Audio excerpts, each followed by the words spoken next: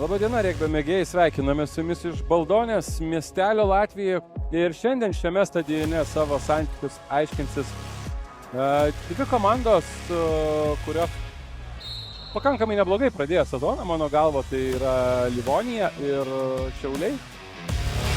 The weather was good, the pitch was perfect, so many mistakes. What's the problem? What's the problem? I think both teams are just trying to apply a lot of pressure in defence. Both teams seem reluctant to kick it in the middle of the park and probably overplayed at times. And errors are going to happen when the defence is rushing. So I think it was a mixture of errors but also good pressure from the defence. You won the game at, let's say, the last 10 minutes, 2 tries, and it solved everything. It is about patience?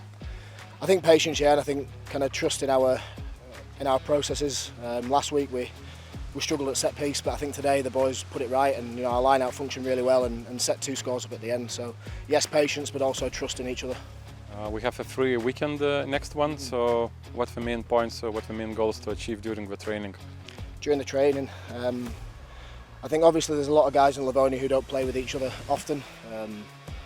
So I think it's just learning how each other plays and their style and how it suits each other, and just getting the connections a bit better.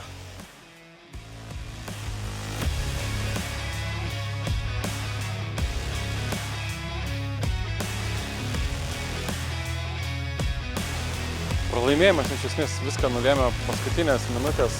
Ko trūko, kad jūs būtumėt vedantis, nes vienu metu lyg ir perlaužėt rungtynes? Manyčiau, kad klaidos viską sudarė iš tikrųjų, kad paleidom tą žaidimą, nes ir kitiems žaidėjams gal kažkiek psichologiškai irgi trūko to tokio iš savęs, žinot, jėgų biškį. Ir manau, kad tiesiog pritrūko laimės, pasibaigtas atakas ir pamesdom kamuolį. Užsiminė apie klaidas, ypač pirmajame kėlinyje, pirmo pradžioje. Kas buvo negerai, kur tos problemos iš kurios atsirado? Tai manyčiau gal tas, kad žaidėjai kiek užmygę atvažiavo, nes matės tiesiog ir per apšilimą, kad tokie vangus nenorėjo žaisti, tokie, na žinot, matos, kai žaidėjas atvažiuoja, ar jis nori žaisti ar nenori, tai šiandien visi buvo tokie sunkus, sunkiai treniravosi ir žaidė. Žiūrint į ateitį, kitas savaitgalis laisvas, 2 savaičių langas.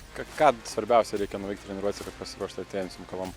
Tai manau, reikės persižiūrėti varžybas, įrašą ir tada pasinalizuoti savo klaidas ir tiesiog kiti darbus ir toliau treniruotis. Ir dabar visas varžybas reiktų laimėti, jeigu norim patekti top 4, tai pasisunkinom savo darbą.